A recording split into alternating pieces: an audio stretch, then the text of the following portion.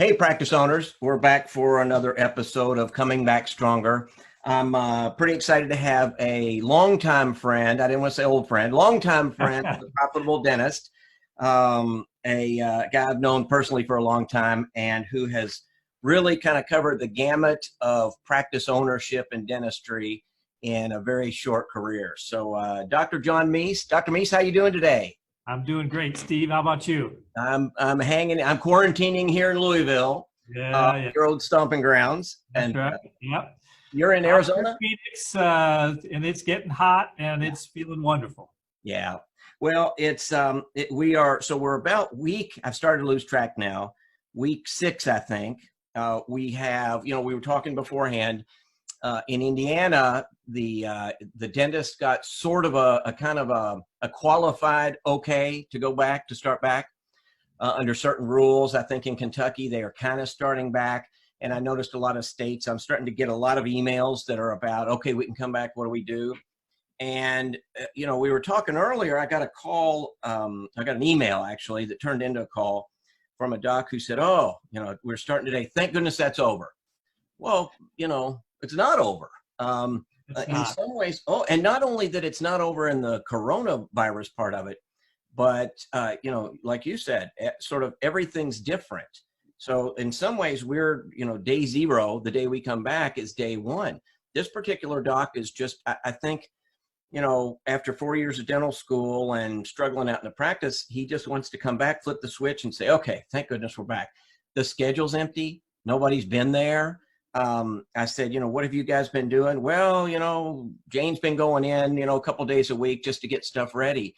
And I think there's going to be kind of that rude awakening. So maybe that'd be a good place. You had a couple really great items to cover in that context. So if you're ready, I'd like to, just dive right into those. Absolutely. So, for that dentist, that strategy of just kind of shutting everything down and just kind of waiting it out, that may be tough to get going again. So in the practices that I manage, we had 3 of the 4 open the entire time. We were seeing emergency patients. We were seeing, between the 3 that were open, we were seeing about 50 new patients, 50 new patients a week. So for the first couple of weeks, and it trailed off after that, but what we were seeing was that most of the dental practices just slowed down. They weren't answering their phone. People were looking for emergencies, and so we were available, open, and we were treating people. So we had a team there, and so that team was working on recall. We had a projected date of opening, which we had used May 15th. So it's actually, we're going to be a little bit early. We're going to be able to open earlier than that, but we were using that as our date, and we were filling the book right after that. So our hygiene is booked completely for months now. So he's going to start off a little behind the 8 ball because all that work wasn't being done. Now the question is, they're scheduled. How many of those are going to show up? Are they going to be too scared to show up? Is the media going to play this one way or the other? Is the government going to play this one way or the other? You just don't know. So you got to work with what you have. And one of the problems that we'll all face is we've got another cash crunch coming, right? So it's just like every other small business. We use today's income to pay yesterday's bills. Well, and we didn't have today's income. Now we got yesterday's bills and today's bills. And now we've got to really be thinking about tomorrow's bills as well, because we're going to have a payroll that's going to hit, maybe 2 payrolls before we really have very much revenue generated.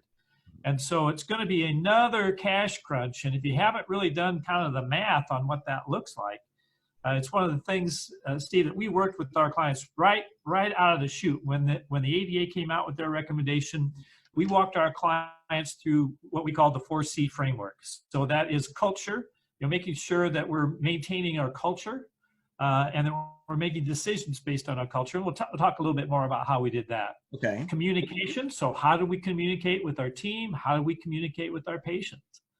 The third C is concentration. And are we concentrating on the things that are the most critical right now?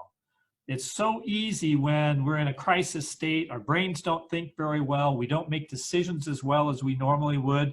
And we tend to get distracted by all the bad news and all the information. And in this experience, a lot of disinformation. Right. That we just get so distracted by it. And the last thing that we worked through was the cash. So what is your cash? What is your burn rate? You know, what can you cut off? What can you delay? What does it look like? And we did those cash projections for 13 weeks. So we assumed that everybody would be closed for 13 weeks. Thank God it's not going to be that long. Mm-hmm. But everybody knew exactly what was the amount of cash that they were going to need in order to survive this thing. And then it was just a matter of going out and seeing where you could find it. So everyone was waiting for the government to do something. Well, as it turns out, the PPP loans are paying, you know, some people have gotten money from the PPP loans. Mm-hmm. Some dental practices have been denied, though, quite unexplainably, right. But some have been denied.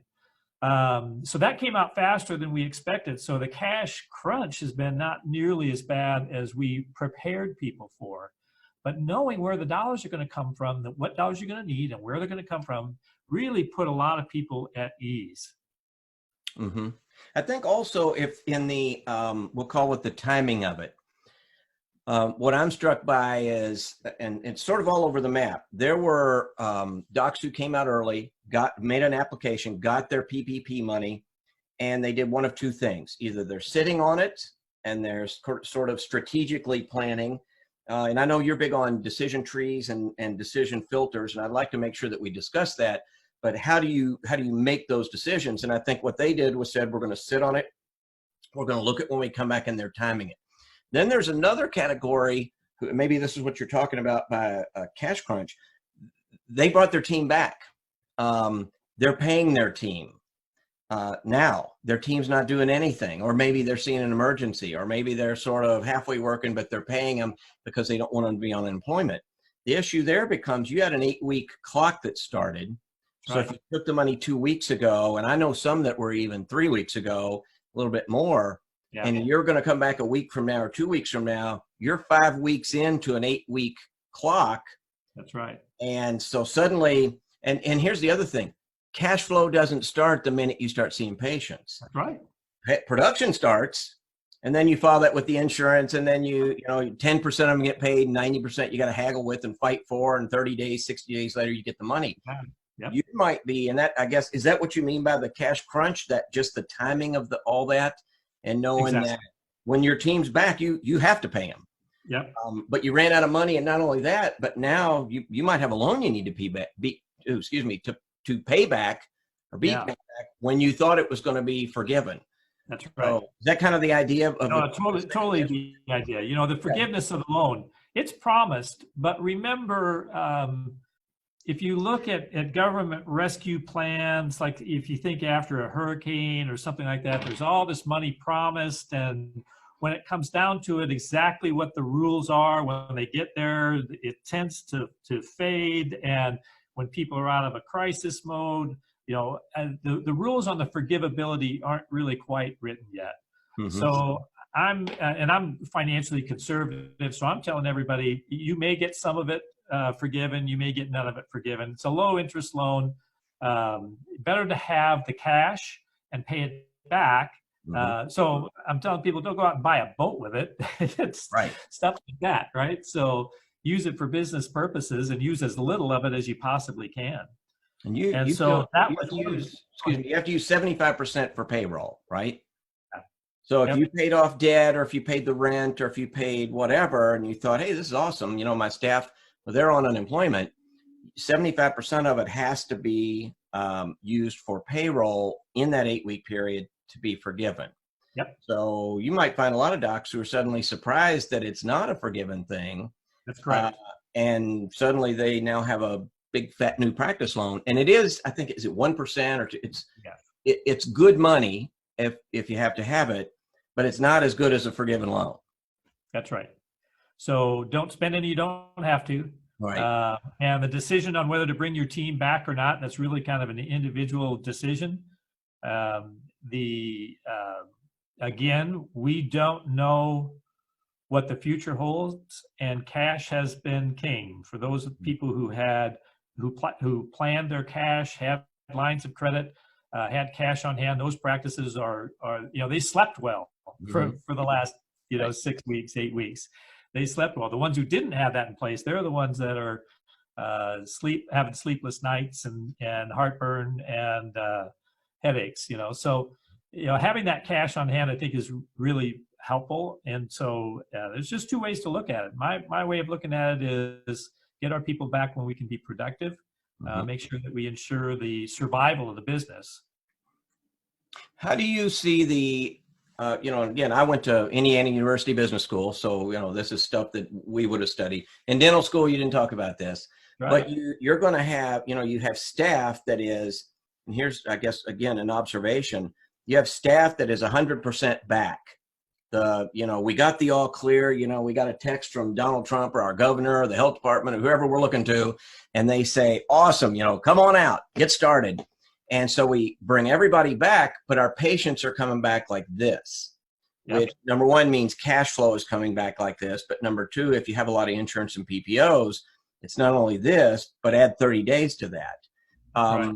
How would you suggest to somebody, and I know you cover a lot of different types of practices, that they make those decisions? I know you've told me before you have sort of a decision process that you teach in your practices. Can you share sort of that, how you filter a decision, I guess, maybe for lack of a better term?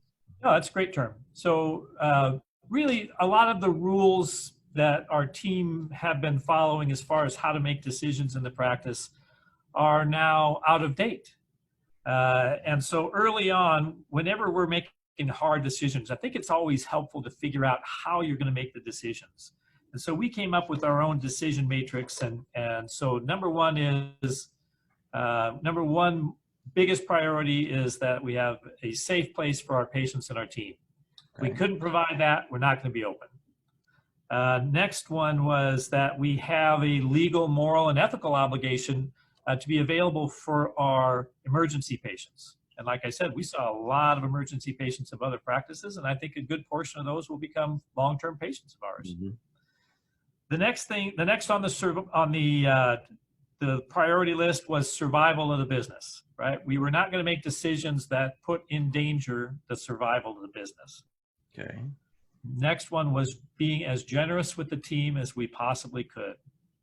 So we did a variety of things in order to help our patients cope with the financial hit to them.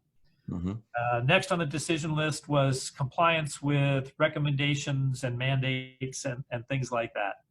So as you know, the recommendations vary extremely widely from state to state. Mm-hmm. Some of it making complete sense, some of it making no sense at all, right? So states that have very little of the virus have decreasing numbers, and yet they have all these stringent dental board rules, right? So if you're in New York, New Jersey, maybe those things really make sense because they were hit very hard. But in North Dakota, maybe those things don't make sense. Mm-hmm. So we wanted to make sure that we were being thoughtful about the recommendations and the mandates that we were done. And then the last decision thing was being prepared for the future. So as people start to open up, are we following the CDC's recommendations? It's fascinating to watch the CDC recommendations. And my partner, Winnie Briggs, and I do a Facebook update and have every Monday, Wednesday, Friday for weeks. And we have gone through now all of the new recommendations. And so if you want to go back and look at those, you'll find out what it is. We as you did, talked with Dr. Gordon Christensen, who I think is the voice of wise thinking in dentistry. And so what turns out is the recommendations really haven't changed. The recommendations are the same as they've been. Most practices just weren't following them to the nth degree. Well, now's the time to get that in place. So that's safety. Be available for patients. I think you got to be open. I think you got to be open in the times when patients want to come, right? So that's evenings and weekends. People who've been out of work for a long time, they don't want to miss work, right? So a huge competitive advantage is when you can be available when they want to come. That's going to have to be, the practices that are going to excel after this are the ones that are going to be doing these kind of things. survival of the business, we've got to be able to staff right. And we don't know what staff right looks like, right? In dentistry, we've never thought of it that way. We've never thought about workforce reduction and workforce acceleration. We've never thought about it that way, but we need to now. Because none of us can predict, even if our books are full, none of us can predict how many of those people are going to come in, how many of those people are going to accept recommended treatment, how many of those are going to say, oh, I need 2 crowns, I'm only going to do 1, or no, I'm not going to do those crowns now. You know, we don't know. We'll find out, but we need to be measuring it closely. So being generous with the team, making sure, again, if we've got those loan proceeds, fantastic. We can bring back maybe more people than we need slightly. But again, remember, we don't know what's going to happen in the fall. Better to have more cash on hand than not. And compliance with recommendations and mandates, you know, the CDC's recommendations have been, are pretty clear and pretty easy to do. If you watch Gordon Christensen's stuff, you'll see, you know, it's not outrageous. You don't need a suit like you're going into Ebola country or something. It's pretty common sense stuff that really probably most practices should have been doing all along. And the last thing is be prepared. And the be prepared is right number of people, you know, that will just have to figure that out and ramp up as demand ramps up. So maybe not bring back, you know, so maybe say if you're going to open May 15th or May 7th, a week and a half, 2 weeks from now, maybe the first people you bring back are your front office staff, and get that house in order. And, you know, you don't need to bring back hygienists who aren't seeing patients and saying, you know, well, let's clean the place up a little bit. That's an expensive cleaning person.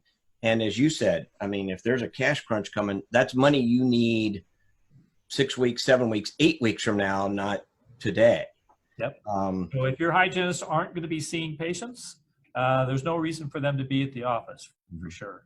And so I know my partner Wendy did an interview with you, and I'm sure she explained to us our point of view on hygiene, which matches Dr. Christensen's, and that is no ultrasonics because of the aerosols, but hygiene procedures are fine. So we are moving forward with hygiene and with a full team. Again, we're going to find out. The only way to know is to do and to measure, and we're going to find out, is that the right way to go, or should we pare down the team because we're having an unusual number of cancellations or failures and things like that.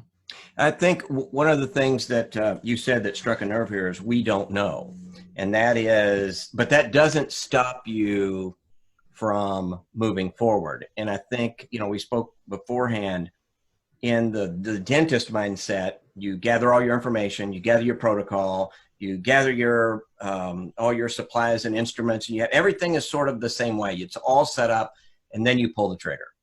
And it's, you know, it's sort of what is it? I was trying to think of what somebody said in a dentist was telling me. He said, "Yeah, that's what they teach in dental school. It's ready, aim, aim, aim, aim, fire." And in this world, there's a little bit of ready, fire, aim. Yeah, that's right. But I think the thing, maybe the message, you tell me your thoughts on this. You know, there are economic issues we don't understand yet. We may find out 3 weeks from now that one of the number one drivers in getting patients back in is jobs. We may find out that that's not an issue, that they've done okay. There are a lot of people right now making more money on unemployment than, you know, they make coming back. So that's a whole set of issues. But we also have all the health complications that are floating around, and some of those might be self-made. But I think the idea is, you know, if you get out today and you're doing your best and you're adding some things, you know, you already do all the infection control things, as you said, you probably should have been doing all along. Now you're just really doing them. And you're moving forward, that we figure that out as we go. There's no OSHA police going to come bust your door down 2 weeks from now and say, hey, you didn't have an N95 mask, or you didn't have negative air, you didn't have whatever. A year from now, maybe. You know, if it comes out and the CDC says this and the ADA says that, then we need to be responding to it. But right now, I mean, you know, it's okay to do our best, have some kind of guidance, and that's safe. And that's a message I think you can probably share that message better than, me or somebody else as a dentist and a practice owner and a practitioner and went to dental school. It's okay. So the CD recommendations don't include an N95 mask or negative air pressure, right? So I understand there are states that have said that those are requirements, but those are not the CDC's recommendations. Right. And the CDC's recommendations have a couple of things that I think are very, very helpful. Number one is that you move forward with the best personal protection equipment that you have. Okay. Number two is that you use the professional judgment of the practitioner. Okay. So in my mind, I think there is a minimum safety place, and in our offices, if we can't get the personal protection equipment that we need, we're going to close again until we have it. So we aren't going to script. So we are face shields and face mat and level 3 face masks. And coverware that is washed in the office. So that we are going with those things. We have put in HEPA filters. So we are now matching what the CDC's recommendations are. And we will, and that's again, part of the cash crunch is that if you can't get proper PPE, you're going to have a tough decision to make. Are you going to scrimp on safety or are you going to scrimp on production? And it's a tough decision. Because the safety features are still, they're better known than they were 2 months ago. But the nature of the disease and the transmission of the disease is still not very well understood. And exactly what safety looked like 2 months ago looks a lot different today. What will it look like 8 weeks from now? We don't know. So are those I've talked about this before many times in the past. In the dentist mindset, they want that answer beforehand. Is that something, I always ask, are there words of wisdom to help somebody who's struggling, who is so close and says, okay, if Dr. Meis says I need to do this, then bam, that's what I'm going to do. In helping make your own decision, is there anything you've experienced or I guess maybe sort of words of wisdom to help a practice owner feel comfortable just making that decision, moving forward and being okay with it? Doesn't have to be perfect. So we use the concept of the current draft. Okay. The current draft is we're going to make a decision. We're going to move forward with that right now. But it's not locked in stone. If that decision doesn't make sense sometime in the future, we're going to change it and we're going to have a new current draft. So that idea that you're going to make a decision and that decision is going to hold forever really paralyzes people. But if people will free themselves up, free their mind up a little bit and know that whatever decision they make today, they may change because it doesn't make sense anymore. And, I think it's helpful for you to have that in your own head, but it's really helpful for you to communicate that to the team as well. And that helps team get on board with a decision when they're sometimes not feeling that great about it. They know, well, okay, we'll try it. If it doesn't work, we'll change it. If they know that that's how you operate, it helps the team go along with things that sometimes they don't feel necessarily very excited about or really completely on board with. Yeah, that makes a ton of sense. And I always look for the inside. And when you said that, it made me think of a thing in, I've been in a lot of organizations and a lot of boards, and they call it the reasonable person test in law. Yeah. And, your attorney will tell you, so when you're trying to decide what to do, they'll say, imagine this, imagine you're sitting on a witness stand, something unforeseen has happened. And the opposing counsel is asking you, what did you do to prevent that from happening? You have a duty to protect, in this case, patients, clients, customers. What did you do? And they said and they'll tell you, most times if you have things you've done, you can point to them, not just, I was really worried about it, but I did this and I did this and I sent this memo, I had this meeting and I documented it and everybody signed and said, yes, they know they're supposed to do this, but that bad thing still happened. You're probably okay. You have done as much as you can do within, reasonable confines, but you've at least done something. I think it's when you don't do anything that you're in trouble. Right. And even if regardless of the jury or not, how you feel about your own integrity and your own confidence level, if that's what you're doing, you're moving forward, you're making decisions with the best information you have, you're making changes as they make sense. I think that's the best that we can do right now. Well, I agree wholeheartedly. And so you've got behind you there the 100-day checklist. Yeah. Wendy brought this up the other day. Well, I'm going to throw you a softball here because I'm a big fan of things like that. Yeah. Especially, if you've been a business owner for a lot of years like I have, you're used to rolling with the punches and taking the hit and getting back up and figuring it out. And, that's part of the package. But if you went to dental school, there are a lot of docs right now who are sitting, listening to this saying, please, I just want to see patients. And Mary Jane, take care of this. And you can't right now. So I like checklists, and I think this audience does too, things that they can kind of get their hands on. Can you explain what the 100-day checklist is for anybody who didn't see Wendy Briggs' episode? Yeah, sure. So where this came from is one of my mentors, Jim Rohn, has an expression, and it's don't wish it to be easier, wish to be better. And I added my own quote to that, and that's get better now. Well, there you go. Right? Don't wish to get better, get on it. And so we sat down, our entire team, our coaches, Wendy and I, and some outside experts, and we started to make a list of things that we should be doing right now. Right. So, and what do we do to make the next 100 days successful? And so we've got an 18-page report, right? So 18-page checklist that really talks about how to get better now. So it includes, we know that tactics are very important. So it includes tactical questions. We know that if you don't have the right strategy, whatever tactics you use may be the wrong tactics, right? So you got to have strategy, right? So there's a portion on strategy. And then we know if you go on a strategy with the wrong culture, you're not going to be successful. So how do we get our culture in the right place so that we can implement the right strategy and have the right tactics? That's all what the 100-day checklist is all about. Yeah, but the neat thing is, anybody who's watching right now or listening, is it finished? Wendy was telling me, I think Friday it was getting polished. It's done. It's released this morning. Okay. Yep. Okay. So you can go to the website behind me here somewhere, and you can download. It's free, and I think it'll be very, very helpful for everybody in our profession. And I think it'll give you a lot of great information, and it will give you a great framework in which to think about things differently. Because sometimes, particularly in a crisis, how we think about our thinking is really what's off, right? And so this helps people think about their thinking in a better way, more productive way, talking about culture, strategy, and tactics.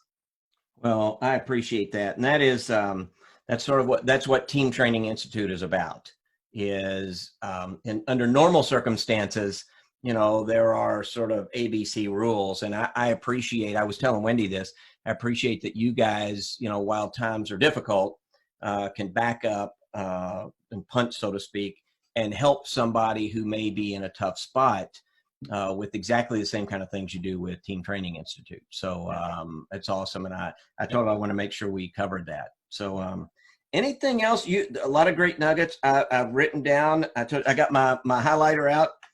Current drafts I love. That's a great way of looking at it. Gets you off center moving forward. And what do they say? Paralysis by analysis. Exactly. You're stuck with it. That's an awesome way to think of that. Just, we're not writing we're not printing the book yet. We're just getting a current draft, and then we'll change it next week and as information comes in. So that's awesome. The 4 C's framework. And I will put a link. Actually, I'll put this link in the show notes to make sure that anybody who's listening can get to it. Anything else, any sort of parting thoughts that we haven't covered that a practice owner who has been, who really has done this for 20 or 25 years has been pretty darn happy. Has built a nice little practice, and suddenly this came along, and now they got to figure out what to do, going forward, because it's not over. In fact, somebody talking, I had a doc that told me, "Oh, thank goodness this is over," and I said, "Well, it's not over. There's that part's over." But the hard part is kind of just starting. So any words of wisdom? Well, one thing is that whoever you are, you've gone through something really awful in the past, right? So if you've been practicing long enough, you've gone through the transition. There's some of your folks that probably had wet-handed dentistry at one time. So we went through that, right? We went through the AIDS crisis. We've gone through the financial system collapse. Right after that, H1N1, right, which was a nasty bug, and it kind of went by us without much, right? So we know that we've gone through tough things before. This is certainly probably the toughest, but we've got through those, and we'll get through this.